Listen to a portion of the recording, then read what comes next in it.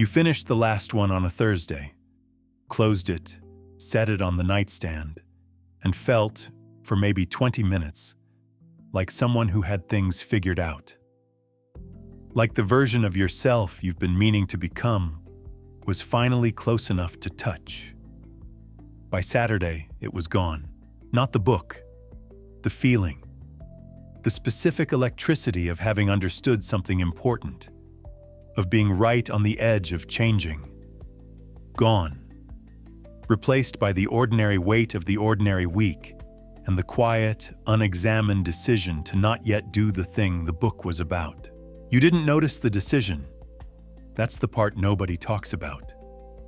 It wasn't a dramatic moment of choosing comfort over growth. It was quieter than that. It was just Tuesday, then Wednesday. Then the feeling was a memory, and the book was on the nightstand, and you were the same person in the same life. Slightly more informed about why you should be different. I know this because I did it for years, not occasionally, systematically. I had a shelf, an actual physical shelf, that I privately thought of as evidence of the person I was becoming. Somewhere between the book about atomic habits and the one about Stoic philosophy and the 3 different takes on deep work. I had stopped asking whether any of it was moving anything. The reading had become the work. The shelf had become the proof. I was the most well-read person I knew who was also, in the specific ways that mattered, completely stuck. That's not a confession designed to make you feel better about being stuck. It's a diagnostic. Because if you're honest, and you don't have to be honest out loud, just internally, right now, in the privacy of wherever you're listening to this, the shelf exists. Maybe it's literal. Maybe it's a podcast queue, a saved articles folder, a note on your phone titled something like important that you haven't opened in 4 months. The format varies. The function is identical. It is the place where knowing goes to feel like doing. Here is the thing this book is not going to do. It is not going to tell you that you just haven't found the right system yet. It is not going to suggest that with slightly better habits and a more optimized morning, you will finally become the person you keep reading about becoming. It is not going to be kind to the comfortable stories. The ones about timing, about not being ready, about waiting for conditions that are always almost right. Those stories are the subject of this book. Not the solution, the subject.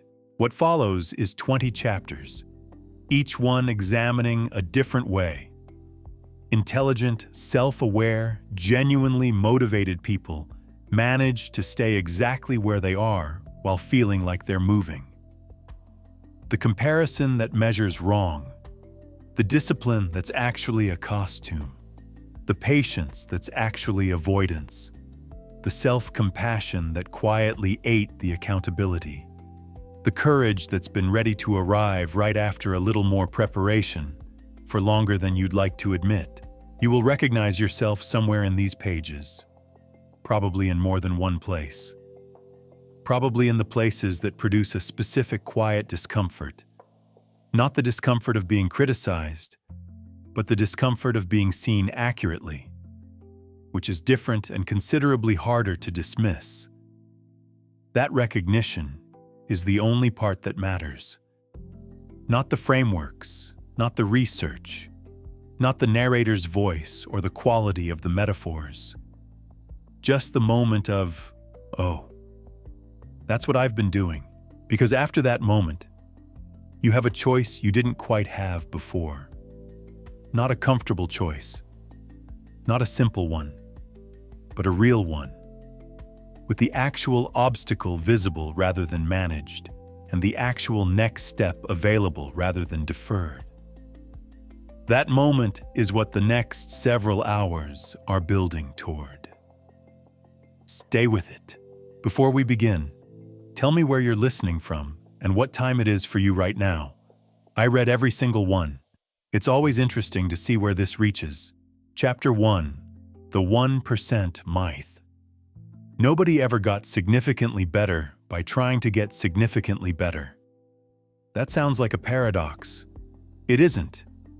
It's just an observation about how change actually works, versus how people imagine it works when they're lying in bed at midnight, feeling bad about themselves and searching for a system. Here's the image. A man, mid-30s, reasonably intelligent, genuinely frustrated, sits down on a Sunday and writes out a complete life overhaul. New sleep schedule, daily exercise, 30 minutes of reading, meditation, journaling, reduced alcohol. He feels excellent writing this list. The list is coherent. The plan is solid. By Wednesday, he has abandoned all of it, which somehow feels worse than if he'd never written it at all. This is not a discipline failure. This is a design failure. He tried to change everything at once, which is not how the brain updates behavior. The brain is conservative by design. It resists wholesale revision. It responds to small, repeated signals that a new pattern is normal. The math behind micro-progress is real. Marginal gains compound. Small, consistent actions do accumulate into large, structural change. None of that is false. Here's what's false. The way most people use that math. They use it as permission to do something so small, it creates no friction whatsoever, and then feel the full psychological reward of being someone who is working on themselves. 5 minutes of reading, a single glass of water, one deep breath before a meeting. Fine. But there's a difference between starting small and staying small. One is strategy. The other is self-soothing with extra steps. The 1% idea was never meant to justify permanent minimalism. It was meant to make the beginning survivable, not to make the middle comfortable indefinitely. I tracked my reading habit for 4 months once, certain I was building something. Turned out I was averaging 11 minutes a day, almost always before sleep, retaining approximately nothing. I had the streak. I had the data. I had made essentially no contact with any of the books. The honest version of micro-progress has a quality threshold. Below that threshold, you're not building a habit. You're building a ritual that mimics one. And rituals that mimic habits are particularly dangerous because they come with the emotional payoff without the functional result. You feel like someone who reads. You are not someone who reads. Progress compounds, but only if it's actually progress. The question worth sitting with, and this is the one people reliably skip, is not, am I doing something small every day? It's, is the small thing I'm doing every day actually moving anything? Those are different questions. The first one is easy to answer yes to. The second one requires honesty about whether your 1% is accumulating or just recurring. There's a version of small daily action that is genuinely transformative. It requires that the action be real, that it creates some friction, demand some attention, ask something of you. Not everything, not a complete overhaul, but something. The seed metaphor is accurate. Seeds do grow into trees, but only if you plant them in soil, not in a decorative pot on a windowsill where you water them once and then admire the pot. Start small. Fine. But start real. Chapter 2. The garden in your head is mostly weeds. The most popular advice for fixing negative thinking is to replace it with positive thinking, which is a little like fixing a leaking pipe by painting the wall a more optimistic color. Here's the scene. A woman sits in a work bathroom for 3 minutes before a presentation, telling herself she is capable, she is prepared, she is ready. She has read about affirmations. She knows the research, or thinks she does. She says the words with the mild desperation of someone who doesn't quite believe them, but is hoping repetition will close the gap.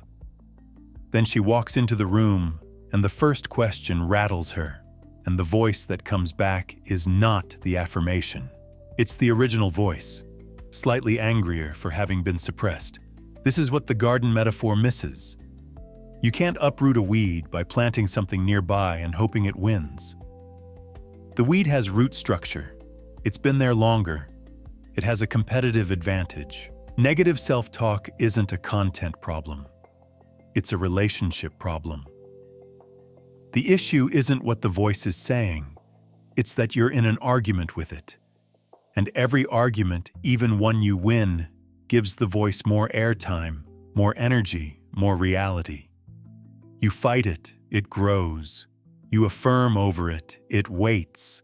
The psychology here is more interesting than the self-help version. Cognitive diffusion, a concept from acceptance and commitment therapy, doesn't ask you to replace the thought. It asks you to change your relationship to it, to notice the thought without fusing with it. I'm not good enough becomes I'm having the thought that I'm not good enough. Small grammatical shift, enormous functional difference. You're no longer in the thought. You're watching it. I used to give a version of the affirmation advice. Not loudly, but I'd mention it. I watched someone take it seriously for 6 weeks. Morning mirror, full commitment, the whole architecture. At the end of 6 weeks, they told me they felt like a fraud twice a day instead of once. The affirmations had become a second voice to manage. The problem with reprogramming your thoughts is the metaphor itself. Your mind is not a computer. You cannot overwrite files. You can, over time, create new patterns that become more automatic. But that process is slower, less dramatic, and requires something the garden metaphor never mentions. You have to be willing to let the weeds exist while the new growth happens. That's the part nobody wants to hear. That you will think the bad thought and also take the action. That clarity does not have to precede movement. That waiting until your inner monologue is fixed before attempting your life is not a strategy. It's a particularly sophisticated form of staying still. The goal is not a clean garden. The goal is a garden where the weeds are present and you plant anyway. Mindset work is real. The brain does update with repeated experience.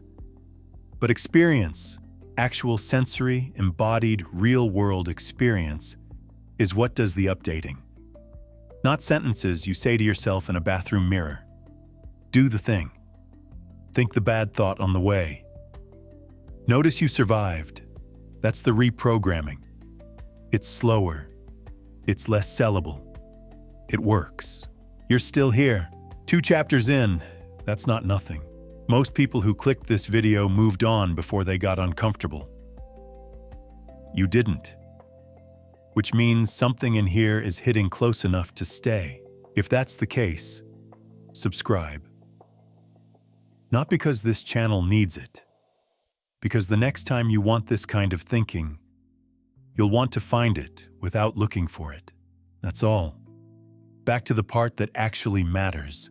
Chapter 3. Discipline as identity costume. The most disciplined-seeming people you know are not disciplined. They're just deeply attached to a particular version of themselves, which sounds like the same thing. It isn't. Here's the scene. A man wakes up at 5 in the morning every day. Has for 3 years. He tells you this within 4 minutes of meeting you. Not boasting exactly, but with the quiet emphasis of someone who needs you to know. He has a cold shower routine, a supplement stack, a journal with a specific pen. Remove any single element and the whole system wobbles, not because the habit is broken, but because the identity is threatened. He's not building discipline, he's wearing it. The distinction matters because these two things fail completely differently. Real discipline, the behavioral kind, built through repetition until an action becomes automatic, survives disruption. You miss a day, you return. The groove is there. The costumed version collapses the moment the audience disappears. Travel, illness, a bad week at work. Suddenly, the routine is gone, and with it, the person who was performing it. Habit research is fairly clear on the mechanism. Behaviors become automatic through repetition in a stable context. The cue, the routine, the reward.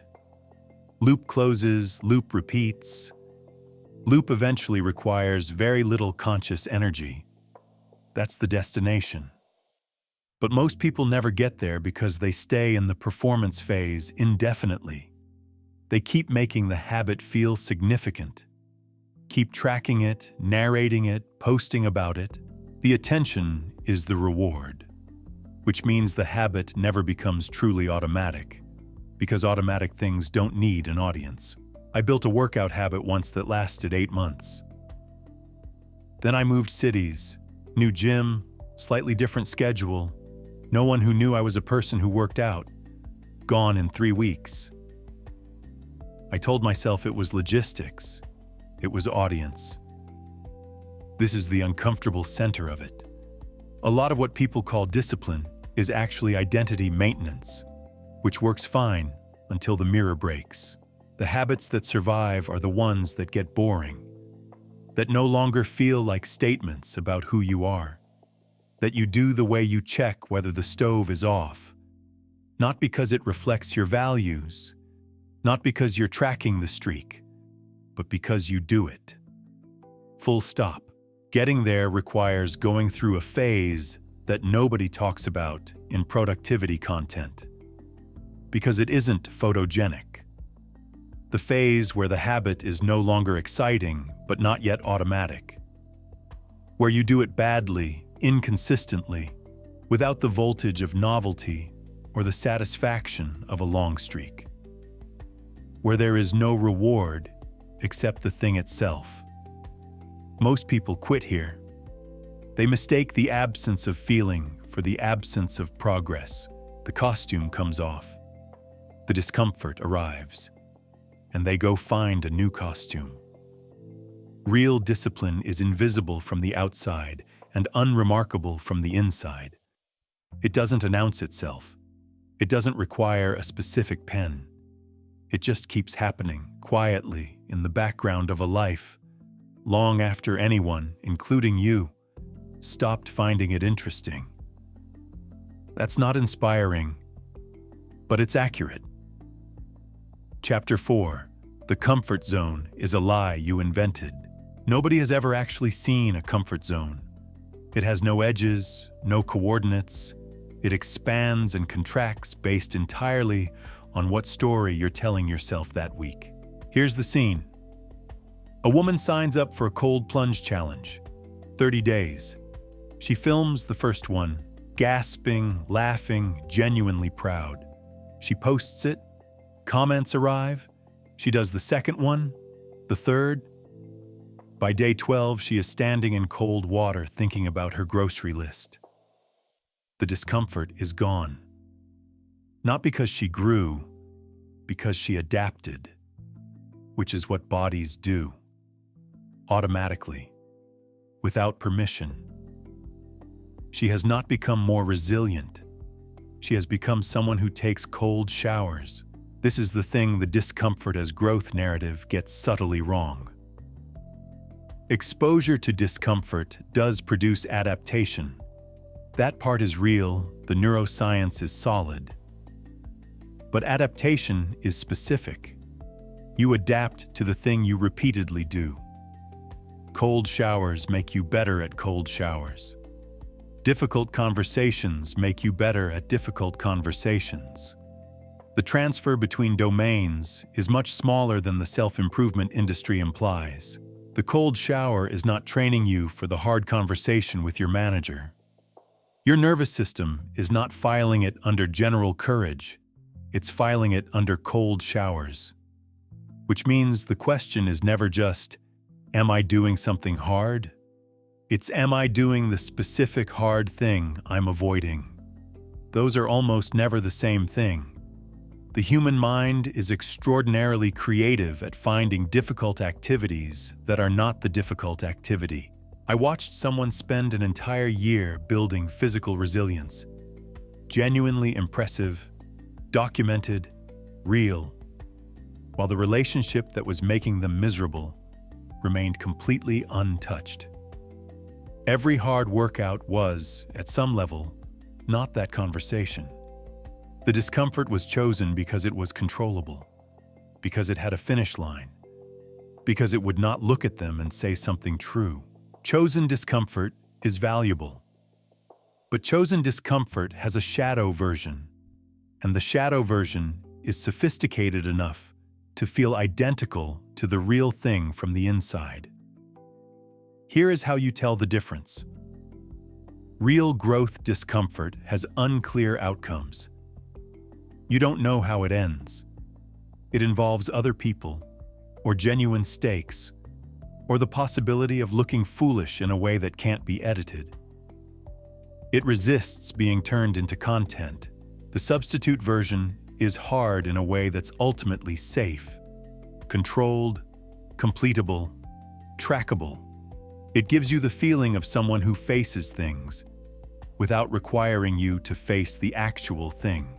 Your comfort zone is not a circle you need to expand in all directions simultaneously. It's a specific shape, built around specific fears, with specific gaps where growth is actually available to you. Those gaps are not usually where you're currently pushing. They're where you've been carefully not pushing, often for years. The discomfort that matters is the one you keep finding reasons to delay. Not the one you film, lean into difficulty, yes. But be honest about which difficulty you're leaning into and which one you're decorating around. The comfort zone is real. You just drew it wrong. Chapter 5. You are the average of your 5 most recent podcasts. The people who talk most about curating their environment are, as a category, among the least likely to change. Sit with that for a moment. Here's the scene. A man reorganizes his entire information diet over a weekend, unfollows 300 accounts, subscribes to 4 newsletters about deep work and Stoic philosophy, downloads 7 podcasts he intends to listen to while doing things he also intends to start doing, creates a reading list in a new app specifically designed for reading lists, feels, by Sunday evening, genuinely transformed, goes to work Monday, same job, same patterns, same avoidances, new podcast playing in his ears about the importance of environment. The environment shapes behavior argument is correct. It's one of the more robust findings in behavioral science. Context cues trigger habitual responses. Friction reduces behavior. Ease increases it. If you want to change what you do, changing where and how you do it is genuinely more effective than trying to willpower your way through the same environment that produced the old behavior. All of that is true. And it has been colonized almost completely by a particular kind of productive feeling avoidance. Because here is what environment design cannot do. It cannot make you a different person by changing your inputs. Information is not transformation. Inspiration is not action. A cleaner desk does not produce a cleaner mind. It produces a cleaner desk. A podcast about discipline does not make you disciplined. It makes you someone who listened to a podcast about discipline, which feels related but is a separate activity entirely. The social environment argument is even more interesting. You've heard the version. You're the average of the 5 people you spend the most time with. Jim Rohn, widely quoted, rarely examined. Because if you apply it honestly, it doesn't produce the warm conclusion people expect. It produces the observation that most people, rather than actually changing who they spend time with, which is socially complex, emotionally difficult, and requires confronting why certain relationships exist in the first place, instead curate a parasocial environment. Podcasters, authors, LinkedIn thought leaders, people whose influence is entirely one-directional and costs nothing in terms of reciprocity or friction. You can listen to David Goggins every morning for a year. You will not absorb his pain tolerance through your eardrums. The influence doesn't work that way. I spent a period consuming almost exclusively content about people who did hard things, explorers, founders, athletes. I found it genuinely motivating. I also noticed eventually that the consumption had become the activity. I was watching people do things instead of doing things. The ratio had quietly inverted, and I had not noticed because watching felt productive. It had the texture of preparation. Preparation that never ends is not preparation. It's a waiting room you decorated nicely. Your environment matters. The people around you matter. The inputs your brain receives matter. But they matter as context for action, not as substitutes for it. The question is not whether your environment supports growth. The question is what you are actually doing inside that environment. A man reading philosophy in a beautiful library is still just a man sitting in a chair. What he does when he stands up is the only part that counts. Chapter 6. The battery metaphor people use to justify naps. Energy management is real science dressed in clothes it borrowed from a lifestyle brand. The underlying biology is genuine. Cognitive resources deplete with use. Attention is not infinite. Sleep deprivation degrades performance in ways that are measurable, significant, and routinely underestimated by the people experiencing them. Rest is not laziness. Recovery is not optional. The research on this is consistent enough that arguing against it would be embarrassing. And yet, here's the scene. A man sits down at his desk at 9 in the morning, checks email, checks it again, opens the document he is supposed to be writing, reads the last paragraph, closes it, checks a news site, feels vaguely depleted by 10:15, concludes he is an afternoon person, develops an elaborate theory about his chronotype, optimizes his schedule around his peak energy hours, which turns out to mean doing shallow tasks all morning and then feeling too tired for deep work by afternoon, reads an article about energy management, feels seen. He is not tired. He is avoiding something. These feel identical from the inside. This is the central diagnostic problem with energy management as a framework. It is structurally incapable of distinguishing between genuine depletion and motivated avoidance. Both produce the same subjective experience: resistance, fatigue, reduced desire to engage. One is a physiological signal that requires rest. The other is an emotional signal that requires examination. The framework treats them identically, which is convenient for the person who doesn't want to examine anything. The battery metaphor specifically is worth interrogating. Batteries deplete through use. Human attention doesn't work quite like that. What depletes human cognitive performance is not effort per se. It's effort on things that feel threatening, boring, or meaningless. Deep work on something genuinely engaging doesn't drain you the same way shallow work on something you resent does. The content matters. The relationship to the work matters. But the battery metaphor flattens all of that into a single dial labeled energy, which you then manage by resting. I once reorganized my entire working schedule around energy management principles. Peak hours for deep work, afternoons for admin, breaks every 90 minutes. Very clean system. What I didn't examine was that the thing I was protecting my peak hours for was also the thing I was finding reasons not to start. My energy was fine. My relationship to the work was not.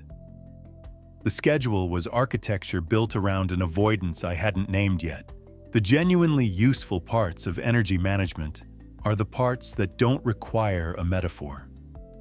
Sleep matters, not because your battery needs charging, but because sleep-deprived cognition is measurably impaired in ways you cannot self-assess accurately. Movement matters, not as recharging, but because sedentary behavior and cognitive fog are directly linked. What you eat matters.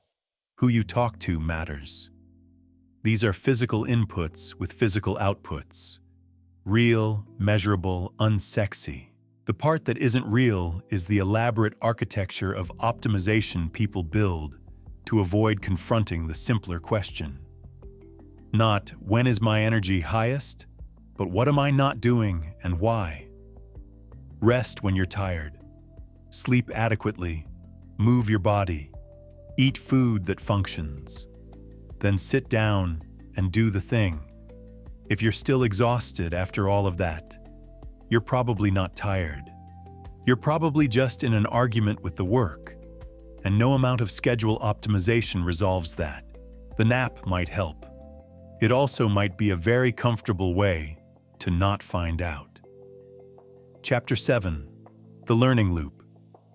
There is a particular kind of person who knows an extraordinary amount about getting better and has been for several years, exactly the same. They are not stupid. Often the opposite. Intelligence, it turns out, is excellent at building cases for why the next book will be the one that finally closes the gap. Here's the scene. A woman has read extensively about emotional regulation. She can explain the amygdala hijack with reasonable accuracy. She knows the window of tolerance, the polyvagal theory, the difference between suppression and reappraisal. She recommended a book about nervous system health to her sister last week. Yesterday, she screamed at someone in traffic and spent the next 2 hours in a shame spiral, which she then processed by reading another book about self-compassion. The information went in. None of it was present when she needed it. This is the learning loop problem. Consumption and integration are not the same process. They feel related. They both involve information entering your brain, but functionally, they are almost completely separate. Consumption is fast, pleasurable, and produces the warm sensation of competence. Integration is slow, uncomfortable, and requires doing the thing badly in real conditions until the knowledge becomes embodied rather than intellectual. Most people optimize heavily for consumption and call it learning. The research on skill acquisition is fairly clear on what integration actually requires. Retrieval practice, recalling information rather than rereading it. Spaced repetition, returning to material over time rather than in a single sitting. Application under conditions of stress or distraction, which is where the skill actually needs to function. And crucially, feedback, real, accurate, sometimes uncomfortable information about whether what you're doing is working. None of these are particularly enjoyable. All of them are slower than reading another chapter. Reading is not the problem. Reading is genuinely valuable. The problem is reading as a substitute for the thing the reading is about. There's a meaningful difference between reading about difficult conversations and having one. The first is comfortable. The second is the only one that changes anything. I read a book about procrastination once, took notes, highlighted, finished it in 3 sittings, which required pushing through several things I was supposed to be doing instead. The irony was complete, and I noticed it only afterward. The deepest version of this trap is what might be called meta-learning, learning about how to learn. It has a particular appeal to intelligent people because it feels like optimization. If you learn how to learn better, all future learning compounds. Theoretically correct. In practice, it produces people who have very sophisticated frameworks for acquiring knowledge they then don't apply. Learning from others is real. Mentorship is real. Conversations that change how you see something are real. But notice what those things have in common. They involve friction. Someone else's perspective colliding with yours. A question you can't answer. A moment where your model of something fails in front of another person and has to be revised. That collision is the learning. The comfortable version, reading, listening, consuming alone, is the preparation for the collision. Valuable only if the collision happens. Knowledge without application is not wisdom. It's inventory. And inventory, no matter how extensive, does not build anything. At some point, you have to put the book down and go be bad at the thing in public, which is where the actual education begins. Chapter 8. Consistency is boring on purpose.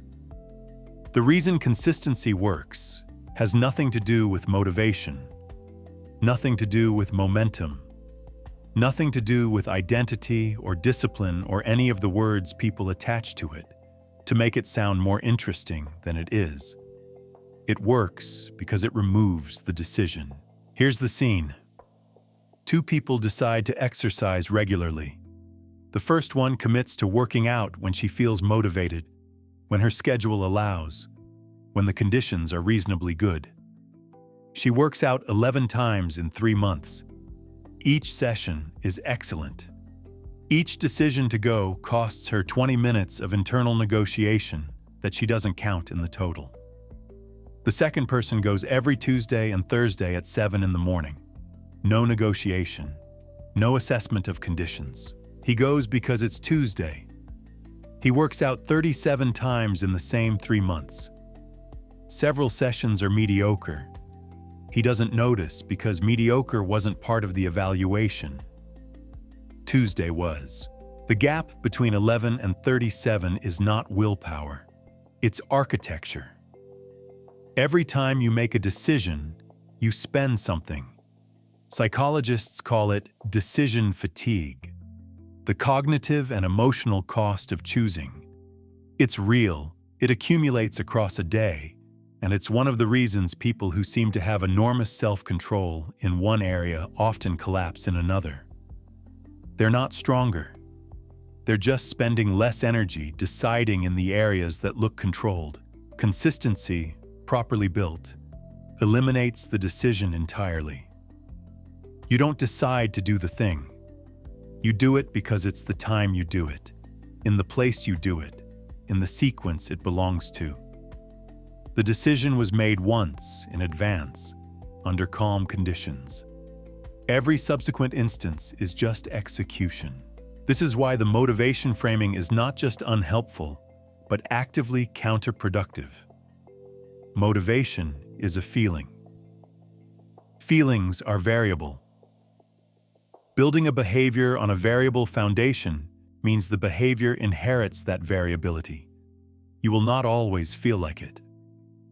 Designing a system that requires you to feel like it is designing a system that will fail on the days it matters most, which are, reliably, the days you feel least like it. I missed a writing practice for 11 days once during a difficult month. When I came back to it, I expected the rust, the friction of restarting. What I didn't expect was how much energy I had spent during those 11 days on the low-grade negotiation of whether today would be the day I returned. The practice being absent had cost more than the practice itself. Not doing it had required daily decisions. Doing it had required none. The marble and chisel metaphor is accurate in one way most people miss. The sculptor doesn't evaluate each strike, doesn't assess whether today's 3 taps moved the stone enough to justify the effort. Doesn't take a week off because the progress isn't visible. The tapping is the job. The stone changing is a consequence, not a condition. Consistency also has a compounding effect that isn't about progress accumulating. It's about identity updating. Not the performed identity from Chapter 3, the quieter, more durable kind. The kind that comes from simply having done something enough times that the alternative feels strange. You're not someone who works out because you decided to be. You're someone who works out because you have, repeatedly, and the pattern has become the path of least resistance. That's not inspiring content. That's not a transformation story. There's no breakthrough moment, no day where it all clicked. Just Tuesday, then Thursday, then Tuesday again. Boring is the mechanism, not the cost. The mechanism. Chapter 9. Patience as a Performance. Trusting the process is excellent advice. It is also one of the most elegant ways to avoid examining whether the process is working. These are different activities. They feel identical from inside the patience. Here's the scene. A man has been working on a business idea for 14 months. He journals about it. He listens to founder podcasts on his commute. He has a vision board, not ironically, genuinely. And every time someone asks how it's going, he says he's playing the long game, trusting the process, understanding that real things take time. He says this with the quiet confidence of someone who has read about delayed gratification and recognizes himself in the success stories. What he has not done in 14 months is shown the idea to anyone who might give him honest feedback. Because honest feedback would resolve the uncertainty. And resolved uncertainty, even in a good direction, would require him to actually move. The uncertainty is the comfort. The patience is the container it lives in. Real patience and performed patience produce the same external appearance. Both involve waiting. Both involve not having the result yet. The difference is what's happening during the wait. Real patience is active. You're doing the work, getting feedback, adjusting, moving through the process at whatever speed the process actually requires. Performed patience is stillness dressed in philosophical language. You're waiting, but you've confused waiting with trusting. The delayed gratification research is real. The famous marshmallow study, despite its methodological complications, points at something genuine. The ability to tolerate the gap between effort and reward is meaningfully connected to long-term outcomes. But that research was never about waiting passively. It was about maintaining commitment through a period of unrewarded effort. There's a meaningful difference between tolerating the gap and living in it indefinitely. Nature metaphors are popular here. Seeds, seasons, trees that take decades, all accurate as far as they go. What they omit is that seeds require specific conditions. Wrong soil, wrong light, insufficient water. The seed doesn't eventually bloom if you're patient enough. It just doesn't grow. Patience without honest assessment of conditions is not virtue. It's hope dressed as strategy. I held a belief about my own writing for a long time, that it wasn't ready, that I needed more time, more reading, more refinement before it was worth sharing. This felt like patience. It felt like standards. It was neither. It was the very comfortable position of being potentially good rather than demonstrably anything. Potential doesn't get feedback. Potential doesn't fail. Potential just waits agreeably for a moment that never quite arrives. The honest question patience requires, and almost nobody asks it, is, what would tell me this isn't working? If you can't answer that, you don't have patience. You have an unfalsifiable commitment to a process you've never stress-tested. Patience requires a feedback mechanism, something that tells you whether the waiting is productive or just ongoing. Without that, you're not playing the long game. You're just playing. The most successful people who talk about trusting the process are successful. That's survivorship. For every person who stayed patient and broke through, there are many who stayed patient and eventually called it wisdom. The process deserves your trust only after it has earned it. That requires looking honestly at what it's producing, which requires a kind of courage that patience, the performed version, was specifically designed to avoid. Chapter 10. Self-compassion's Dark Twin. Self-compassion is one of the most well-supported concepts in clinical psychology. Kristin Neff's research is rigorous. The outcomes are real. People who treat themselves with kindness after failure recover faster, try again sooner, and perform better over time than people who respond to failure with self-criticism. All of that is true, and it has been quietly colonized by something that wears its face. Here's the scene. A woman misses her third deadline in 2 months. She sits with it. She reminds herself that she is human, that everyone struggles, that self-criticism is counterproductive, that the research supports self-kindness. She genuinely believes this. She is not being cynical or lazy. She has internalized the framework sincerely. By evening, she feels better. The deadline is still missed. The pattern that produced the missed deadline has not been examined. Next month, there will be another deadline. The self-compassion was real. The accountability was absent. And because the self-compassion was real, because it genuinely relieved the distress, there was no remaining discomfort to motivate examination. This is the dark twin. Not fake self-compassion, genuine self-compassion, applied at the moment when discomfort was the only thing that might have prompted honest inquiry. The clinical research on self-compassion is careful about this distinction. Neff's own work differentiates self-compassion from self-indulgence specifically on this axis. Self-compassion is not the elimination of accountability. It's the context in which accountability becomes possible. You can examine what went wrong without the examination being an attack. You can look clearly at a pattern without the clarity being a punishment. But that requires doing both, the compassion and the examination. Not compassion instead of examination. Most popular self-compassion content, the kind that travels well on social media, the kind that feels most relieving in the moment, quietly drops the second part. Be kind to yourself. You're doing your best. You are enough.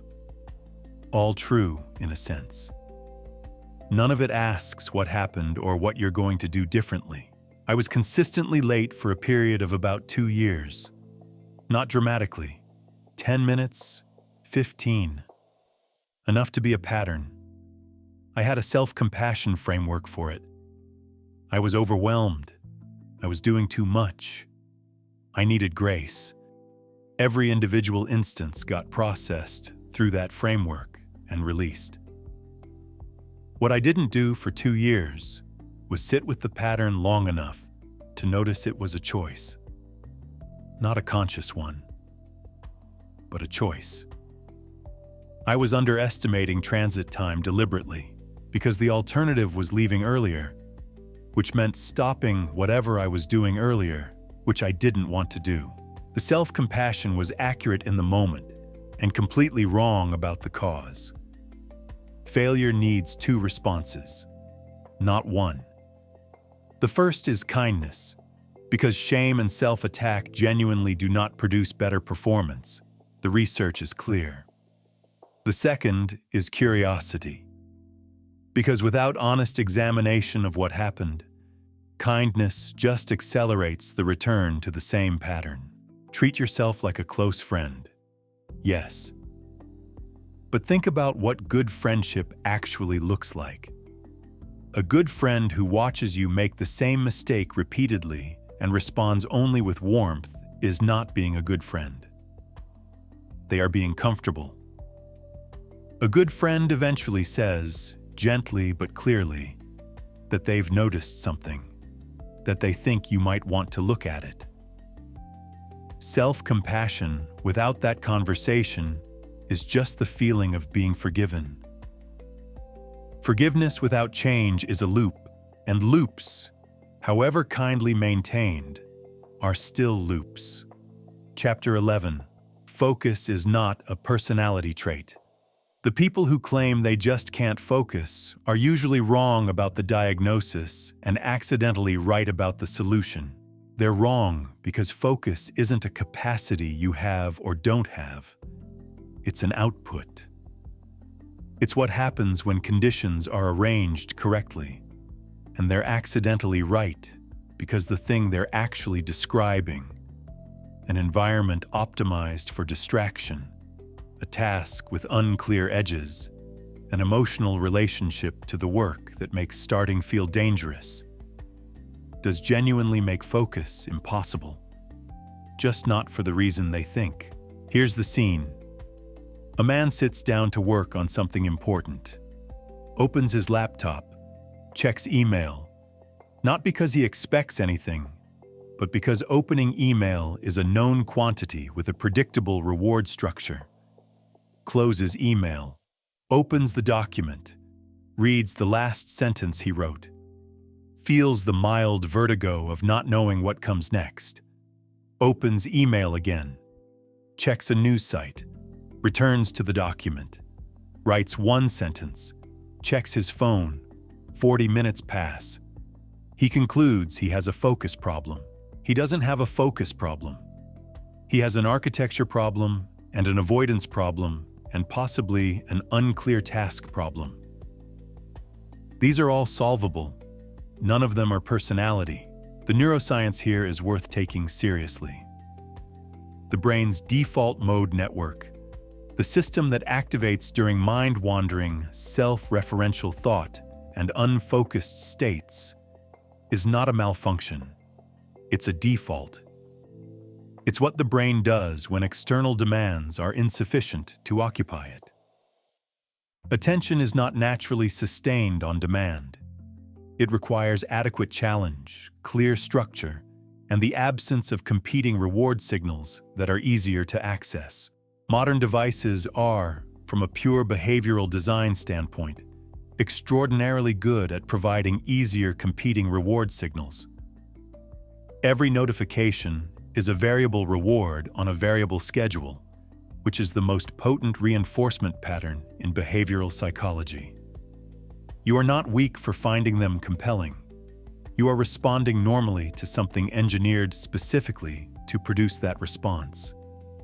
Which means the solution is not trying harder to resist. It's removing the signal. This is the part that separates people who talk about focus from people who actually produce things. The talkers rely on willpower. They sit near the phone and try not to look at it. They have the tabs open and try not to switch. The producers change the environment. Phone in another room. Relevant tabs only. Door closed. Notification silence not as a discipline practice, but as an architectural decision that doesn't require daily recommitment. The Pomodoro technique, time blocking, deep work schedules. These are all correct in their basic logic and frequently misapplied. People use them as motivation systems. Set a timer, feel productive, feel like someone who focuses. But the timer is not the mechanism. The mechanism is the single clear task with no competing signals and enough time to actually get somewhere. The timer just makes the structure visible. I once worked for 3 hours on something without noticing the time. Not because I'm particularly disciplined, because the task was clear, the stakes felt real, nothing else was accessible, and I had started, which is the hardest part by a significant margin. Starting is disproportionately difficult because starting requires tolerating the initial uncertainty of not yet knowing how the thing will go. Most distraction happens in that window, not after focus is established, before it. The 2-minute rule people use for procrastination is psychologically accurate for the wrong reason. It's not that 2 minutes of starting makes the task easier. It's that 2 minutes of starting gets you past the window where avoidance is most tempting. After that, the task itself becomes the path of least resistance. Clarity matters too. Vague tasks don't get done. Work on the project produces distraction. Write the opening paragraph of Section 3 produces action. The brain needs a specific enough target to orient toward. Ambiguity reads as threat. Threat activates avoidance. Focus is the natural result of a specific task, a cleared environment, a started process, and enough time to get through the initial resistance. It requires no special personality, no unusual willpower, no identity as a focused person, just a closed door and a phone in another room, which is simple, not easy, but simple. And the difference between those two things is where most people quietly give up. Chapter 12. Emotional intelligence as social currency. The people who most confidently claim high emotional intelligence are, as a statistical matter, worth examining closely. Not because they're lying, because self-assessment of emotional intelligence is one of the most reliably inaccurate self-assessments humans make. The research on this is consistent enough to be almost funny. People with genuinely high EQ tend to be uncertain about it. People with low EQ tend to be confident. This is not a coincidence. The skill required to accurately evaluate your emotional intelligence is roughly the same skill as having it. Here's the scene. A man describes himself in a job interview as someone with strong emotional intelligence. He says this with complete sincerity. He has read about it. He knows the components: self-awareness, empathy, social skills, the full framework. He genuinely believes the description is accurate. 3 months into the job, his manager notes that he tends to become defensive in feedback conversations, that he misreads the room in team meetings, that people find him difficult to approach with problems.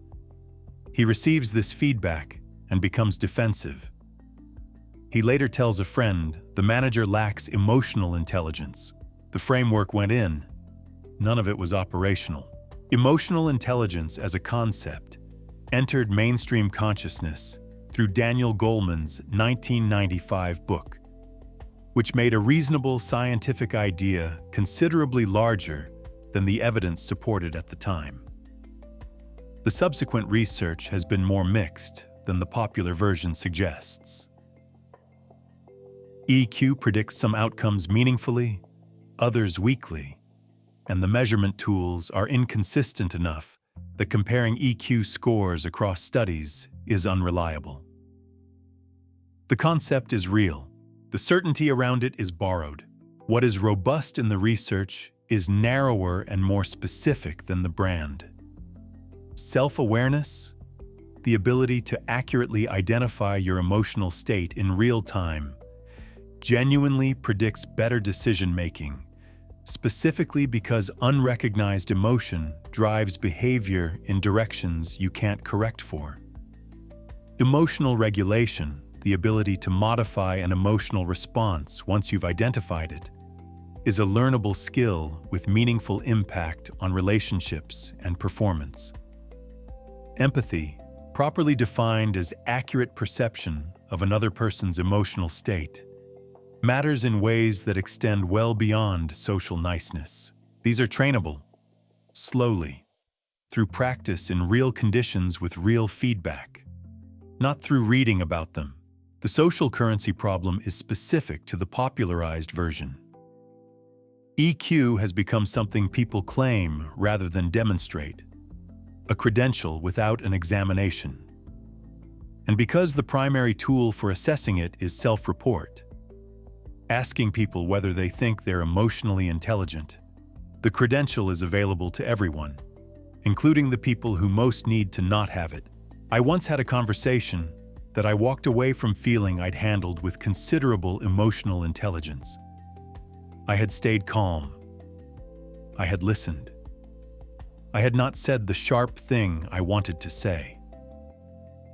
A week later, the other person told me, carefully, that they had felt completely unheard, that my calmness had read as indifference, that my listening had felt like waiting. I had regulated my emotions successfully and communicated almost nothing I intended. The regulation was real. The empathy was not. I had been so focused on managing my internal state that I had not actually attended to theirs. This is the gap between emotional intelligence as performance and emotional intelligence as function. The performance version manages how you appear, calm, measured, considered. The functional version is actually tracking another person's experience in real time and adjusting accordingly. These overlap, but they are not the same skill. You can perform one while completely failing at the other. Developing genuine EQ requires things that are uncomfortable in specific ways. Seeking feedback on how you actually land, not how you intended to land. Sitting with the gap between those two things without defending it. Practicing not the calm response, but the accurate one, which is sometimes calm and sometimes not. Tolerating the discomfort of being genuinely uncertain about what another person is feeling, rather than filing them quickly under a category that's easier to respond to. It also requires a particular kind of intellectual humility that the self-assessment problem makes rare. The willingness to hold your read of a situation loosely, to update it when evidence arrives, to be wrong about what someone felt and let that wrongness matter. Emotional intelligence that announces itself is almost certainly decorative. The real kind is quieter. It shows up in whether people feel accurately seen when they talk to you, not whether you feel like someone who sees them. That distinction is everything, and it is not available to self-report. Chapter 13, The Comparison Trap. Why you're measuring with the wrong ruler. Comparison is not the thief of joy. That's too gentle. Comparison is the thief of accurate self-perception, and joy is just the first thing that goes missing. Here's the scene. A woman opens Instagram at 11 at night, not looking for anything specific, just looking. Within 4 minutes, she has encountered someone her age who has published a book, someone younger who has built a company, someone with a body she used to have, and someone whose apartment looks like it was designed by a person who has never experienced financial anxiety. She closes the app feeling vaguely deficient across multiple dimensions simultaneously. She is not comparing herself to any of these people directly. She is comparing her interior, her doubts, her mess, her unfinished things, to their curated exterior. It is the least fair comparison structure imaginable. She runs it automatically, without choosing to, approximately 40 times a day. The human brain compares. This is not a flaw. It's a primary mechanism for social navigation, threat assessment, and motivation. For most of human history, the comparison set was small and local. The people in your immediate community, whose full lives you actually knew. Their failures were visible. Their struggles were adjacent to yours. The comparison was roughly calibrated. What has changed is the size and selectivity of the comparison set. You now have access to the highlight performances of millions of people simultaneously, curated specifically toward impressiveness, filtered through the natural human tendency to share upward rather than downward. You are comparing against a sample so skewed it would be statistically useless for any other purpose, and you're doing it constantly, passively, without flagging it as data collection. The result is a perpetual sense of falling short that has no ceiling. Because the sample is infinite. There will always be someone more accomplished, more composed, further along, doing it better. The goalposts don't move. There are simply always more goalposts in every direction, visible from anywhere. Social comparison theory, developed by Leon Festinger in the 1950s, distinguished between upward comparison, measuring yourself against people doing better, and downward comparison, measuring against people doing worse. Both serve psychological functions. Upward comparison can motivate, but it reliably damages self-evaluation when the gap is large or the comparison is on dimensions outside your control. Downward comparison can restore confidence but tends to reduce effort. Neither produces accurate information about your actual trajectory. The ruler is wrong, not slightly miscalibrated, categorically wrong. You are measuring your progress against other people's positions, which tells you nothing useful about whether you are moving, how fast, or in what direction. The only comparison with any real information in it is you against your previous self.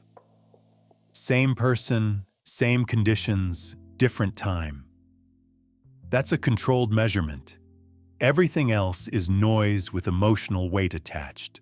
I caught myself once feeling genuinely demoralized by someone else's professional progress.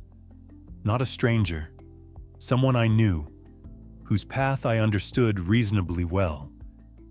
What I was doing, I realized later, was using their acceleration as evidence of my stagnation. These are not related data points. Their speed says nothing about mine. But the brain doesn't process it that way. The brain processes it as a race and decides, without asking, that you are losing. The comparison trap has a subtler version that's harder to catch. Internal comparison, measuring your current self against an imagined future self or a remembered past self with the same lack of fairness.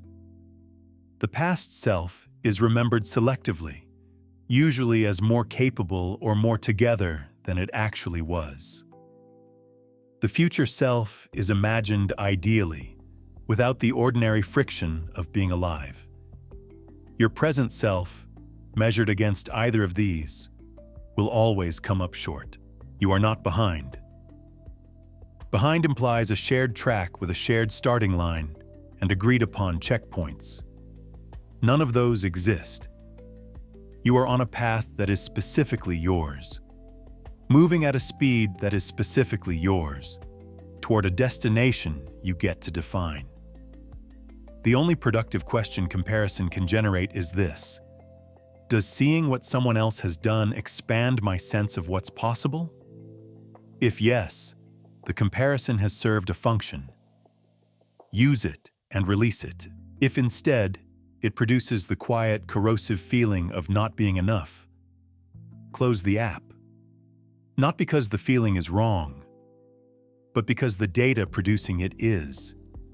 You are measuring with the wrong ruler. And the wrong ruler will always tell you the wrong thing, no matter how carefully you read it. Chapter 14. The Authenticity Paradox. Why being yourself is harder than it sounds. Everyone agrees you should be authentic. Nobody agrees on what that means.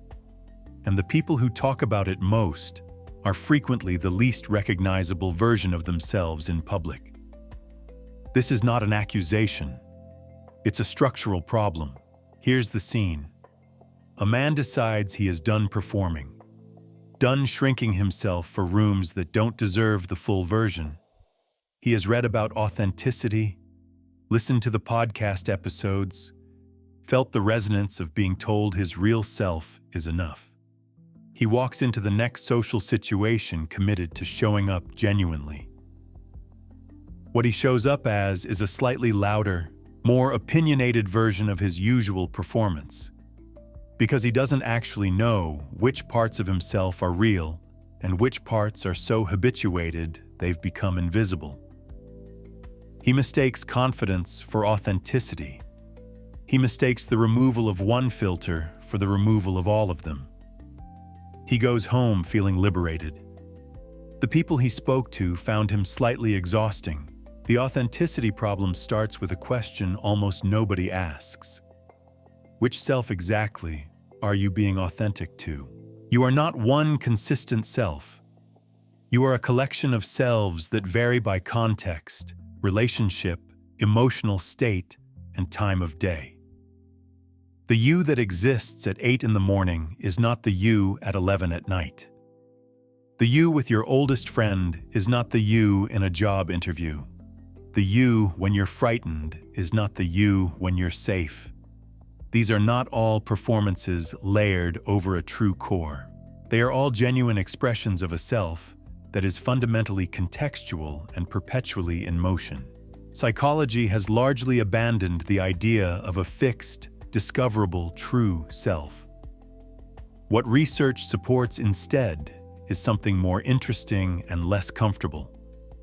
A narrative self, constructed continuously from memory, experience, social feedback, and the stories you tell about who you are. The self is not found. It's made.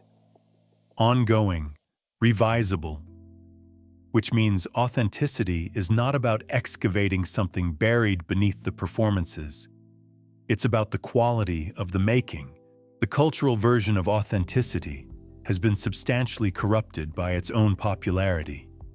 It has become a brand, a performance of not performing. People craft careful presentations of their flaws, their struggles, their rawness, and post them on platforms optimized for engagement. The rawness is real sometimes, but it's also selected, framed, and published, which makes it a performance of authenticity rather than the thing itself. Genuine authenticity is quieter and less consistent than the brand version. It doesn't announce itself. It shows up in moments where you say the true thing when the easier thing was available, where you hold a position that costs you something, where you admit uncertainty in a room that's rewarding confidence, where you behave the same way whether or not anyone is watching, not because you're performing integrity, but because the gap between the watched and unwatched version has genuinely narrowed. I spent years being what I thought was authentic. Consistent opinions, clear positions, a recognizable voice. What I was actually doing was being consistent, which is not the same thing. Consistency can be a performance too. A fixed character you maintain because revision feels like betrayal, or because uncertainty is harder to project than certainty. Real authenticity would have admitted earlier that some of the fixed positions were defensive rather than considered. The paradox is this: the harder you try to be authentic, the more the trying becomes the performance. Authenticity is not achieved through effort directed at authenticity. It's a byproduct of something else, of doing work you actually care about, of being honest in specific moments when honesty has a cost, of allowing yourself to be changed by experience rather than defending against it. You cannot perform your way to genuine. The performance and the genuine are, by definition, different activities. What you can do is smaller and more available.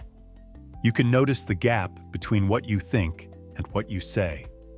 You can close it incrementally in low-stakes situations until closing it becomes habitual.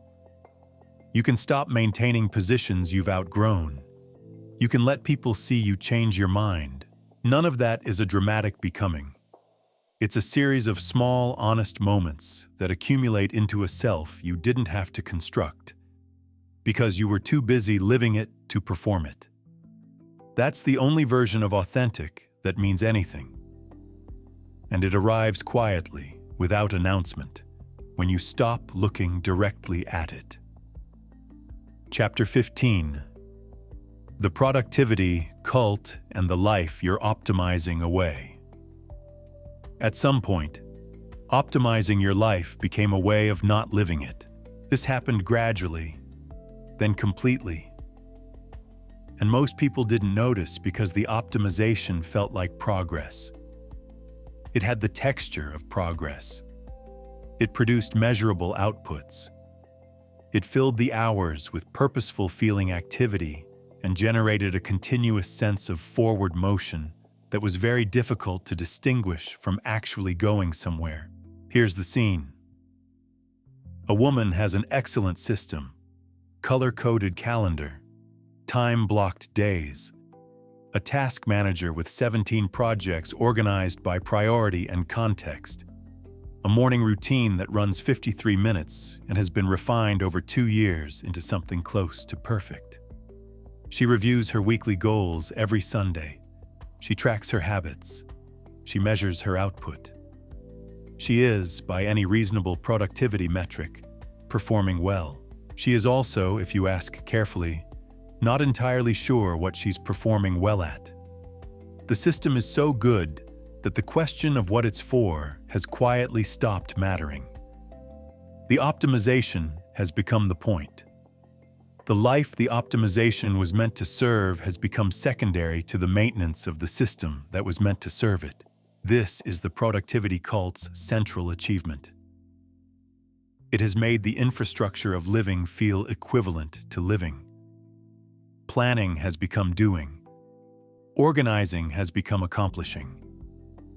The map has replaced the territory so completely that people are surprised when they look up and realize they haven't left the house. The research on productivity is genuinely useful and almost entirely misapplied at scale. Cal Newport's deep work framework is correct. Focused, uninterrupted work on cognitively demanding tasks produces better output than fragmented attention. True. And it has been adopted by people who now spend considerable time scheduling deep work sessions about how to have more deep work sessions. The insight consumed itself. The getting things done. Methodology captures something real about cognitive load. Keeping open loops in your head is expensive, and externalizing them reduces that cost. Also true. And it has produced people with perfectly maintained systems containing tasks they have been moving from week to week for 3 years without doing, which is a different kind of cognitive load with better aesthetics. Productivity tools are solutions to specific problems. Applied without a clear problem, they become the problem. The deeper issue is what productivity culture has done to the concept of rest. Rest has been colonized. It is now discussed primarily in terms of its productivity benefits. Sleep for cognitive performance, vacation for creative recharge, hobbies for stress reduction that enables better work. Rest as an end in itself.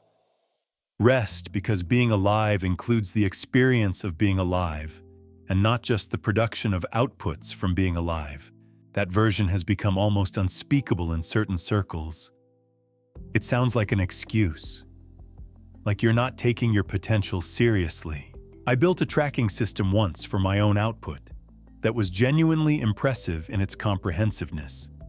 Daily word counts, weekly review scores, monthly progress against quarterly goals. I tracked it for 5 months and produced, during that period, some of the most technically consistent and least interesting work of my life. The tracking had optimized for measurable output. Measurable output had crowded out the less measurable thing, the quality of attention, the genuine engagement, the work that surprised me while I was doing it. The system was excellent. The system was wrong. There is a version of a well-lived life that is not particularly optimizable. It contains inefficiency by design, long conversations that go nowhere useful, afternoons with unclear outcomes, work that doesn't fit neatly into a category, relationships maintained at a cost that a productivity calculator would flag as irrational. These inefficiencies are not bugs. They are the texture of a life being lived by a person rather than administered by a system. The question worth asking, and this one lands differently depending on when you ask it, is not whether your system is working. It's what your system is working toward, and whether that destination is one you actually chose, or one that emerged from the logic of the system itself. Systems have their own gravity. Left unexamined, they pull you toward what's measurable, trackable, and optimizable, which is not always the same as what matters. A system optimized for output will produce output. Whether that output constitutes a life is a separate question that the system is not equipped to answer.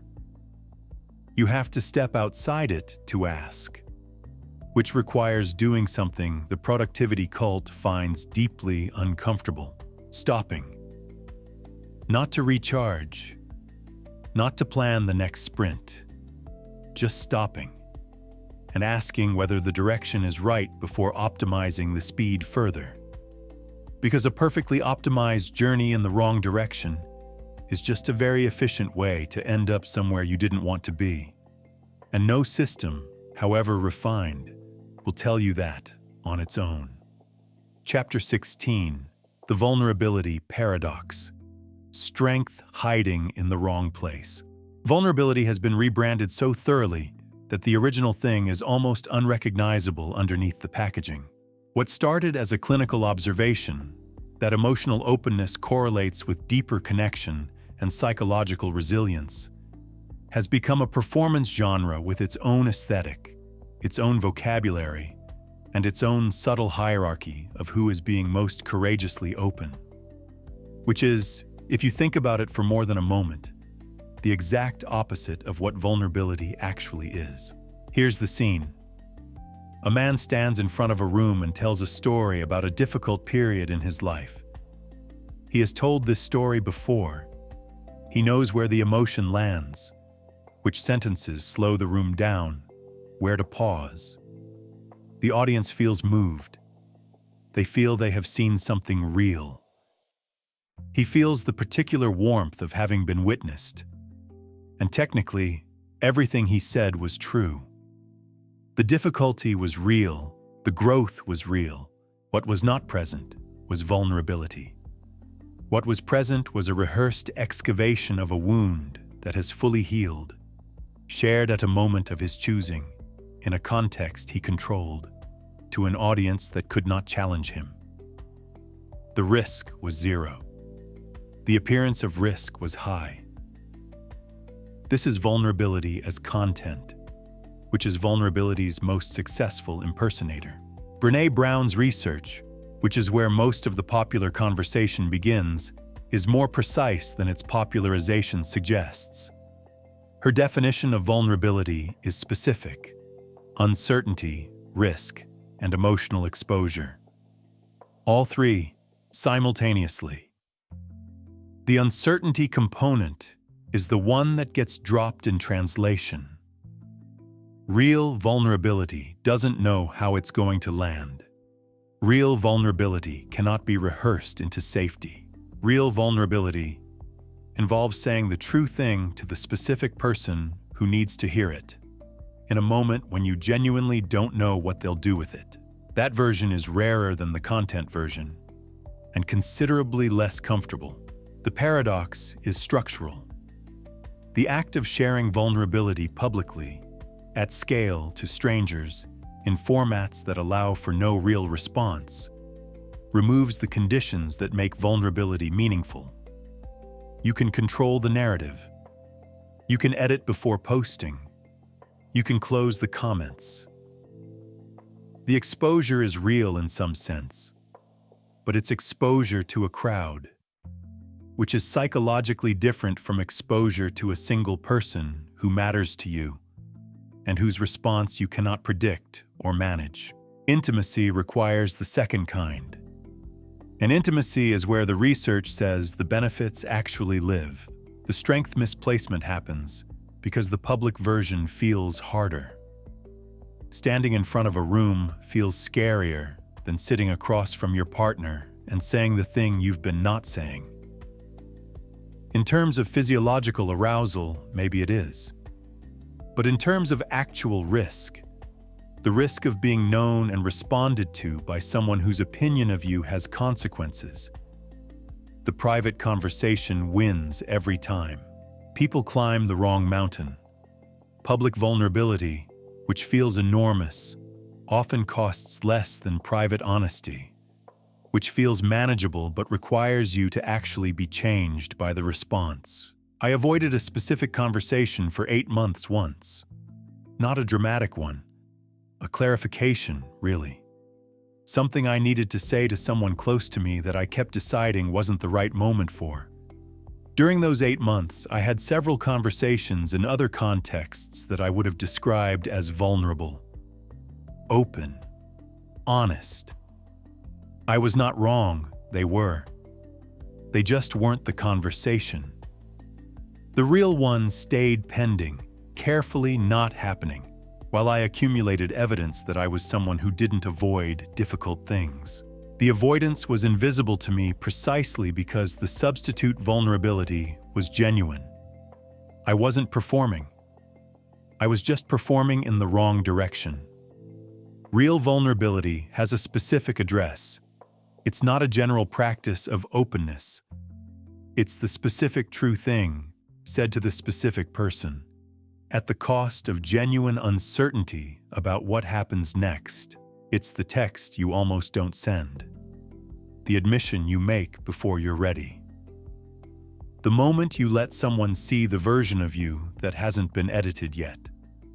Not because it makes a good story, but because the relationship requires it, and you value the relationship more than you value the protection. That version doesn't travel well. It doesn't scale. It doesn't make good content. It just makes better relationships. And a self that is, slowly, less divided between the public version and the true one, which is the only integration that actually matters, and which requires, every single time, the willingness to not know how it ends. Chapter 17. The Arrival Fallacy. Why getting there doesn't feel like you thought it would. Everyone has a version of the sentence that starts with, when I finally get the promotion, when I finally finish the degree, when I finally lose the weight, pay off the debt, move to the new city, launch the thing, find the person, reach the number. When I finally arrive, then the real life begins. Then I'll be able to relax. Then it will feel like something. The problem is not that people set goals. The problem is the implicit deal attached to the goal. The deal being, I will defer a certain quality of presence, satisfaction, and permission to enjoy my life until this condition is met. And the condition, once met, does not honor the deal. Here's the scene. A man spends 4 years working towards something specific. A professional milestone, meaningful and genuinely hard won. He reaches it on a Tuesday. There is a moment, maybe an hour, maybe a day, of real satisfaction. Then the horizon reconfigures. The thing he worked for becomes the baseline. The new gap opens immediately, automatically, without his permission. He is already looking at the next distance. The arrival he was promised. The feeling of having made it. of being able to stop striving and simply be, does not come. He concludes he needs a bigger goal. He does not need a bigger goal. Tal Ben-Shahar, who studies this formally, named it the arrival fallacy. The mistaken belief that reaching a destination will produce a sustained emotional state that justifies the journey. The research is consistent. Humans are extraordinarily bad at predicting how they'll feel after significant events, both positive and negative. We overestimate the duration and intensity of positive emotional responses to achievements. We underestimate our capacity to adapt. The promotion feels enormous before it happens, and ordinary within weeks. The adaptation is automatic and complete and leaves no trace of the elevation you expected. This is not a flaw in the goal. It's a feature of the human hedonic system. Adaptation is what allows humans to function after loss. The same mechanism that makes grief survivable also makes triumph temporary. You cannot have one without the other. The problem is not the mechanism. The problem is building a life philosophy around outrunning it. The pursuit model: work hard toward the goal, arrive, feel the feeling, set the next goal, would be fine if the arrival delivered what it promised. It doesn't. So the model produces people who are perpetually in the working toward phase, perpetually deferring the quality of presence they've promised themselves as a reward, perpetually surprised that getting there feels different than they imagined. What gets deferred is not abstract, it's specific. Permission to enjoy Tuesday afternoon without it being in service of something. The ability to sit in a conversation and be fully there rather than partly elsewhere planning.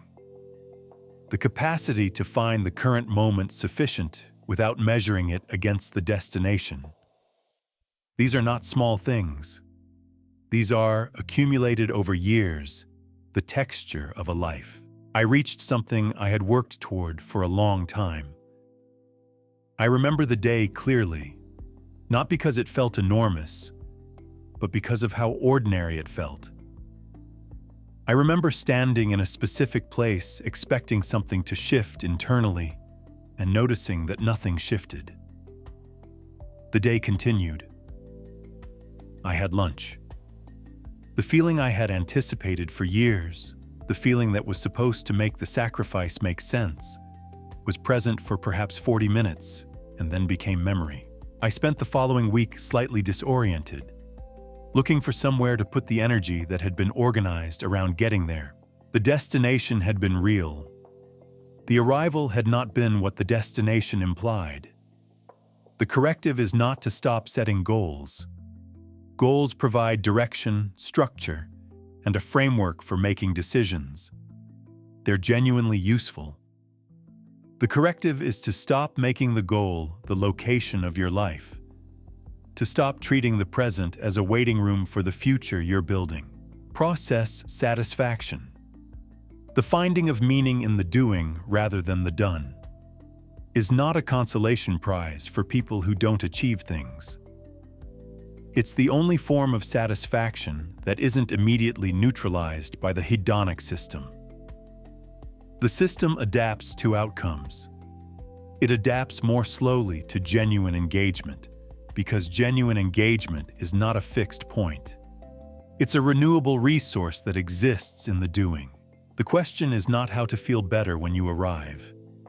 It's how to be more present on the way there, not as a strategy for enjoying the journey, which is advice so familiar it has lost all friction, but as the genuine recognition that the journey is not the path to your life. It is your life. The arrival, when it comes, will be Tuesday. Ordinary, unremarkable Tuesday, with lunch afterward and the next thing already visible on the horizon. The only place the feeling you're looking for actually lives is here, in this chapter, in this work, in this conversation, in this unremarkable moment that you are right now, moving through on your way to somewhere else. Stop moving through it. You're already there. Chapter 18, The Identity Trap. You are not the story you keep telling about yourself. The most dangerous stories are the ones that stopped being stories and became facts. Not because they're false, some of them are partially true, but because they're old. Formed under conditions that no longer exist, about a person who no longer entirely exists, maintained through repetition until they feel like bedrock rather than narrative. And bedrock doesn't get questioned. Bedrock is just what you stand on. Here's the scene. A woman is at a dinner party. Someone suggests an activity, something creative, something public, something that requires a degree of visible effort in front of other people. Without hesitation, without examining the impulse, she says, "Oh, I'm not creative. I've never been good at that kind of thing." The table accepts this. She accepts this. The conversation moves on. What nobody examines, what she doesn't examine, is where that sentence came from, whether it was ever fully true, whether it was formed at age 9 in a classroom where a teacher's response to something she made closed a door that has remained closed for 30 years without anyone checking whether the lock still works. The sentence felt like self-knowledge. It was self-history, presented as self-knowledge. These are not the same thing. Identity is constructed earlier than most people realize, and defended more vigorously than most people admit. Developmental psychology is fairly clear on the timeline. Core self-concept begins forming in early childhood, is substantially shaped by ages 7 to 12, and hardens considerably through adolescence as the brain's need for social belonging makes identity consistency feel equivalent to survival. The beliefs formed during that period about capability, about worth, about what kind of person you are, arrive in adulthood with the weight of evidence behind them because they have been confirmed repeatedly. Not because they were true, because confirmation bias is extraordinarily good at finding evidence for whatever it's looking for. You have been, without knowing it, conducting a decades-long study with a predetermined conclusion. The identity trap has a particular feature that makes it self-sealing. The behaviors that follow from an identity label produce outcomes that confirm the label. I'm not a morning person, so you don't build a morning structure. So mornings remain difficult. So the label is confirmed. I'm bad with money. So you avoid examining your finances closely. So the finances don't improve. So the label is confirmed.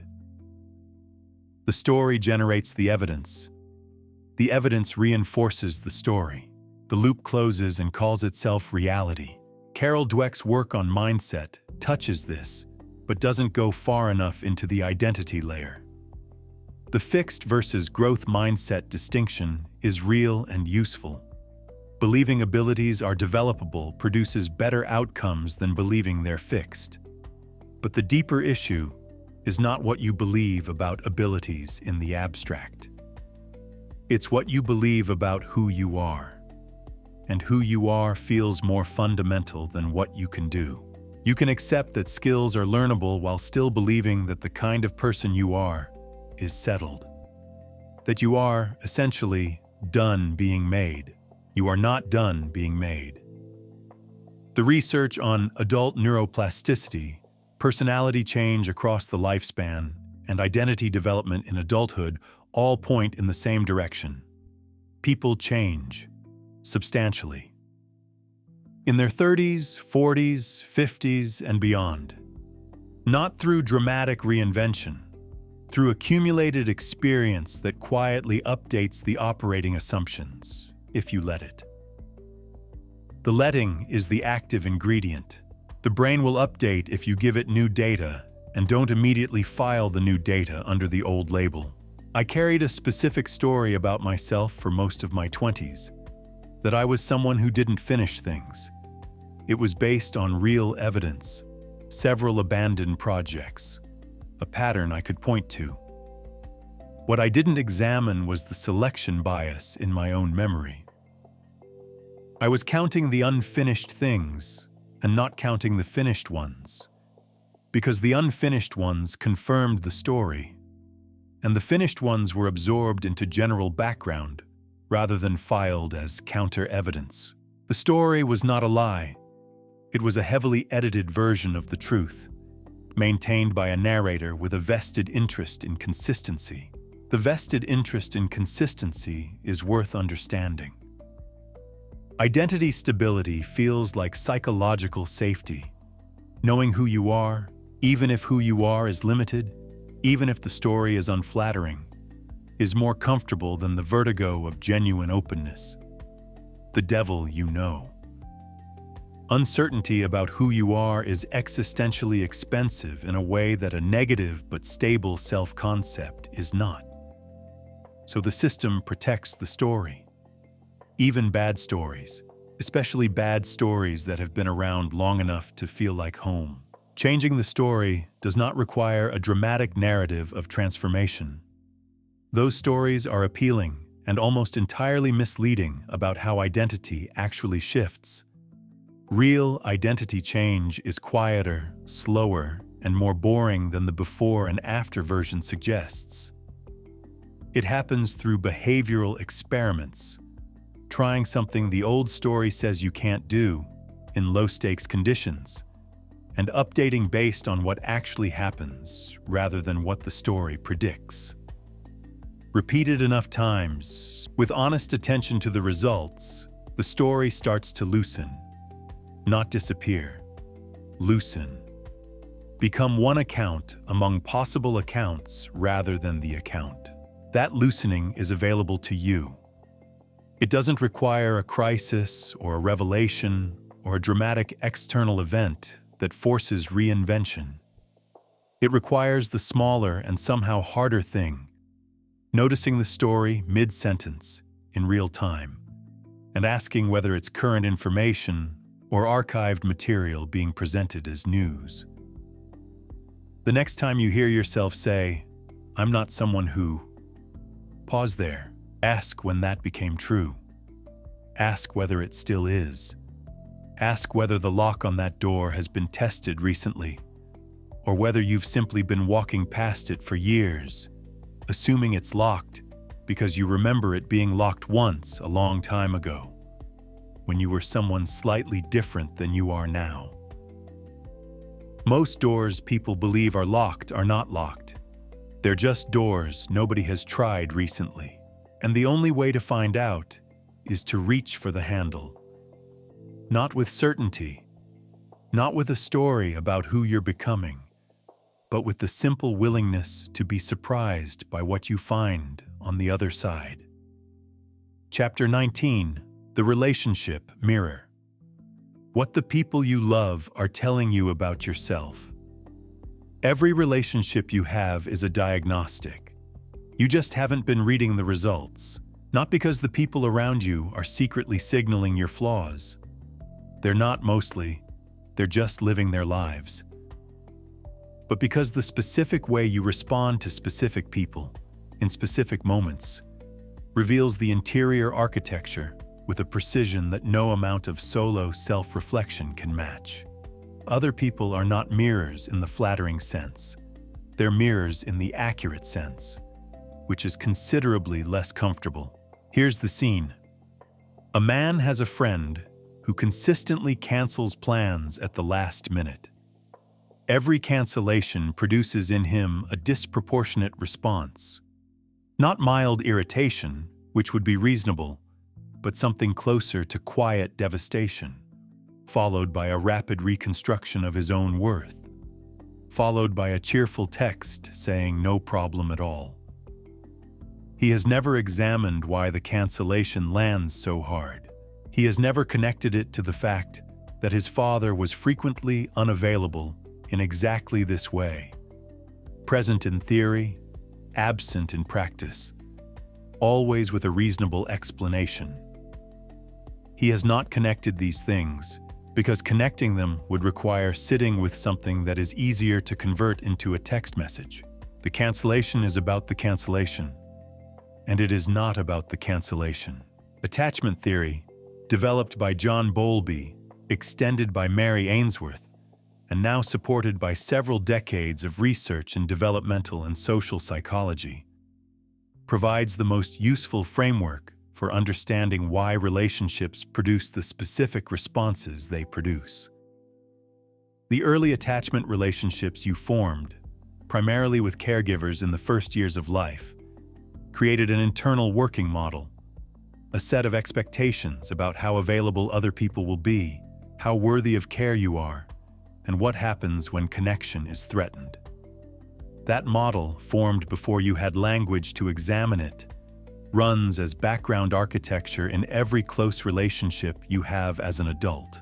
It is not destiny, but it is the water you swim in, and most people don't know they're wet. Secure attachment, formed when caregivers were consistently available and responsive, produces adults who are relatively comfortable with intimacy, who can tolerate distance without catastrophizing, who can ask for what they need without excessive fear of rejection. Anxious attachment produces adults who monitor relationships closely for signs of withdrawal, who interpret ambiguity as threat, who need more reassurance than they can easily ask for.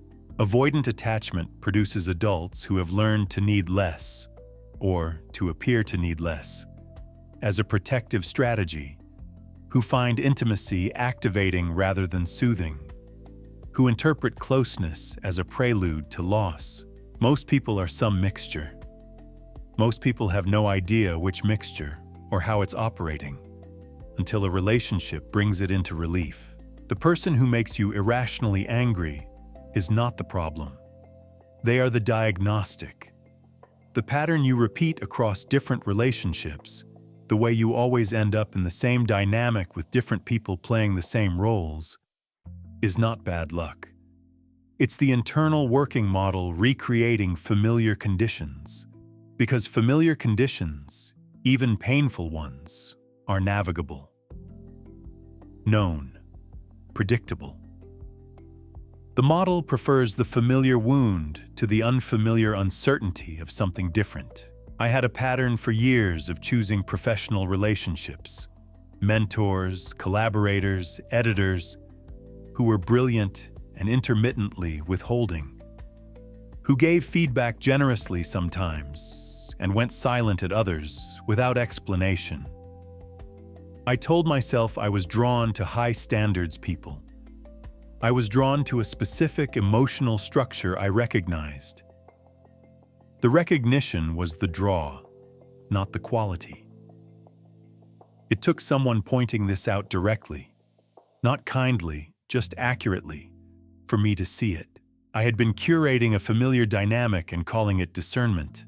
The relationship mirror shows you things that are invisible from the inside. What activates you disproportionately. What you tolerate beyond reason. What you cannot ask for directly. What you give compulsively without waiting to be asked. What you withhold even when withholding costs you. These patterns are not random. They have origin stories, and the origin stories, once understood, lose some of their automatic power. Understanding is not sufficient. The attachment research is clear that insight alone doesn't rewire relational patterns. What rewires them is new experience. Specifically, relationships where the old prediction, I will ask and be rejected, I will need and be abandoned, I will be close and be consumed, doesn't come true. Repeated enough times, with enough emotional reality, the internal model updates, slowly, uncomfortably, in ways that often feel wrong before they feel right, because right is unfamiliar, and unfamiliar reads as threat. This is why therapy works when it works. Not primarily because of insight, but because the therapeutic relationship itself is a corrective emotional experience. someone is consistently there, consistently interested, consistently non-retaliatory. The prediction fails repeatedly in a contained context, and the model begins to revise. You don't need therapy to access this mechanism. You need relationships where you practice something different from what the model prescribes, where you ask for the thing instead of waiting to see if they notice, where you stay present instead of preemptively withdrawing, where you say the true thing instead of the manageable thing, where you let the other person show up for you and resist the impulse to make it unnecessary. The people in your life are not just people. They are the medium through which you understand yourself most accurately and change most deeply. Not because they're wiser than you, because they're outside you, because their responses to you contain information your internal monologue cannot generate alone. The relationship that frustrates you most consistently is probably your most important teacher right now. Not because the other person is doing something right, because your response to what they're doing is pointing at something you haven't looked at directly yet. Look at it, not to fix the relationship necessarily, not to diagnose the other person, but to ask what the intensity of your response is protecting, what it's recreating, and whether the original reason for the protection still applies. Most of the time it doesn't. Most of the time you're defending against something that already happened, carrying armor into rooms that don't require it, reacting to people who aren't the person, protecting a wound that healed years ago but never got the update. The mirror doesn't lie. It just shows you what you've been too close to see. Step back. Look. What you find there is not a problem. It's a map. And maps, however uncomfortable their terrain, are always more useful than not knowing where you are. Chapter 20. The Courage. Deficit. Why you know what to do and don't do it. You already know what to do. Not vaguely, specifically. There is a thing, possibly several things, but definitely one thing, that you have known for some time you should do, are not doing, and have constructed an elaborate internal justification for not doing that you would be embarrassed to say out loud to someone who knew you well. This is not a character indictment. It is the most human condition available. The gap between knowing and doing is not filled by information, or frameworks, or morning routines, or any of the things the self-improvement industry sells to fill it. It is filled by one thing only, and that thing is courage, which is in shorter supply than intelligence, shorter supply than motivation, shorter supply than almost any other quality people wish they had more of, and which is almost never discussed honestly. Because honest discussion of courage requires admitting what you're afraid of, and admitting what you're afraid of is itself an act of courage, which is where the loop closes. Here's the scene. A woman knows she needs to leave her job, has known for 14 months. The job is not terrible. That's part of the problem. It's mediocre in a way that's entirely survivable, that pays adequately, that doesn't make good stories about how bad it was when she finally leaves. She has had the leaving conversation with herself several hundred times. She knows the reasons. She knows the risks are manageable. She knows people with fewer resources and less preparation who have made similar moves and survived. She has read 3 books about career transitions. She has made a spreadsheet modeling her finances for 12 months post-departure. She is more prepared than most people who have successfully made this move. She has not made the move. The spreadsheet is not the problem. The preparation is not the problem. The problem has a specific name she has not said out loud yet, even to herself. The problem is that leaving the mediocre job makes real the possibility of the thing she actually wants. And the thing she actually wants, once pursued, can fail. The mediocre job is safe not because it's good, but because it forecloses the risk of genuine failure at something that genuinely matters. She is not stuck. She is hiding. The hiding is sophisticated enough to look like preparation. The psychology of inaction is more interesting than the psychology of action, and considerably less discussed. We have extensive literature on motivation, on how to generate the drive to do things. We have almost nothing on the specific texture of knowing and not doing, which is a distinct psychological state with its own architecture and its own maintenance system. Researchers who study this, the work on self-handicapping, on behavioral inhibition, on what Stephen Pressfield calls resistance, converge on a similar finding. Inaction in the face of known necessary action is almost never about laziness. Laziness implies indifference. The person who knows what they should do and doesn't do it is not indifferent. They are intensely engaged with the avoidance, with the justification, with the ongoing management of the gap between knowing and doing. That management is exhausting in ways that doing the thing rarely is. The energy cost of not doing something you know you should do is almost always higher than the energy cost of doing it. The thing undone sits in your cognitive background, drawing resources, generating low-grade anxiety, requiring periodic rejustification. It is not resting while you avoid it. It is running continuously, quietly, at significant expense, taking up space that could be used for almost anything else. Courage is not the absence of fear. This has been said enough times to have lost its meaning, so let's be more specific. Courage is action taken while fear is present and acknowledged, rather than managed away. The managed away version, telling yourself you're not afraid, that you're just being strategic, that the timing isn't right yet, is not courage. It's fear with better public relations. Real courage requires naming the fear first. Specifically, not "I'm worried about the transition," but "I'm afraid that if I try this thing I care about, I'll find out I'm not as capable as I need to be to make it work. And that information will be harder to live with than the current uncertainty." That sentence is harder to say. It's also more accurate. And accuracy is where courage becomes possible. Because you cannot act courageously in relation to a fear you haven't honestly named.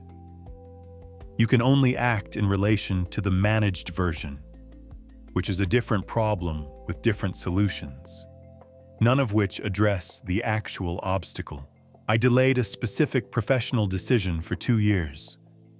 During those 2 years, I had excellent reasons: timing, resources, responsibilities, all real, all valid, all carefully maintained. What I didn't say, to anyone including myself, was that the decision involved public commitment to something I cared about deeply. And public commitment to things you care about deeply creates the possibility of public failure at things you care about deeply, which is the most exposing kind of failure available. The reasons were real. They were also convenient. The convenience was the tell. The tell is always the convenience. When your reasons for not doing something align perfectly with your comfort, when every consideration points toward waiting, when the analysis always concludes that now is not quite the right moment, that pattern is not strategic thinking. It is fear that has learned to dress in strategic thinking's clothes and has been dressing that way long enough that you've forgotten they're not the same thing. The question that cuts through it is simple and almost unbearable. If I knew this would work, if outcome were guaranteed, would I do it tomorrow? If the answer is yes, the obstacle is not practical. It is emotional. And emotional obstacles are not solved by more preparation, more planning, more spreadsheets modeling outcomes. They are solved by moving while afraid, By doing the thing with the fear present, acknowledged, not resolved, because the fear does not resolve in advance. It resolves when it resolves in the doing. This is what courage actually is, stripped of the dramatic framing. Not the absence of fear, not the elimination of uncertainty, just the decision to act in the presence of both, because the cost of not acting has finally become more visible than the cost of acting. That calculation shifts, sometimes slowly, sometimes suddenly. But it shifts when you stop managing the fear and start looking at it directly. You know what you need to do. You have known for some time. The question was never whether you knew. The question is whether you're ready to stop making the knowing a substitute for the doing. To stop living in the planning, the preparation, the almost, the not quite yet. The courage you're waiting to feel before you act is not coming in advance. It has never worked that way. It arrives when it arrives, approximately 3 steps after you started moving, which means the only way to get it is to start without it. You already know what to do. The rest is just the moment between knowing and beginning. Make it a short moment. You already knew this was going to end here, not with a new framework, not with a 10-step summary, not with the warm, slightly unearned feeling that everything is now clear and the path forward is obvious. You've read enough of these to know that feeling lasts approximately as long as the drive home. And then Tuesday arrives, and the knowing is still there, and the gap is still there, and the question is still the same question it has always been. What are you actually going to do? Not in general, specifically. Today. With the particular life you have, in the particular circumstances you're in, with the particular thing you've been not doing that came to mind somewhere in these pages, probably more than once, probably in the chapter you found most uncomfortable, probably in the paragraph you read twice without quite admitting why. That thing, that specific, named, quietly undeniable thing. This book has moved through 20 chapters and the same argument, approached from 20 different angles, because the argument needed that many angles to get past the defenses. The comparison that measures with the wrong ruler, the authenticity that became a performance, the productivity that optimized away the life it was meant to serve, the vulnerability that went public instead of private, the arrival that didn't feel like arriving, the identity story that calcified into fact, the relationships that were diagnostics you weren't reading, the courage deficit hiding behind preparation that never quite finished preparing. Every chapter was pointing at the same thing. The gap between knowing and doing is not an information problem. It never was. You are not someone who needs more frameworks, more research citations, more psychological vocabulary for the interior experience you already understand intuitively. You are someone who knows, has known, possibly for years, and has been choosing, in ways both conscious and not, to remain in the knowing rather than cross into the doing. That choice is human. It is understandable. It is also, at some point, a choice you have to look at directly rather than through the comfortable lens of not quite readiness. Here is what's true underneath everything this book has said. Growth is not a system. It is not a morning routine or a mindset shift or a curated environment or an optimized schedule.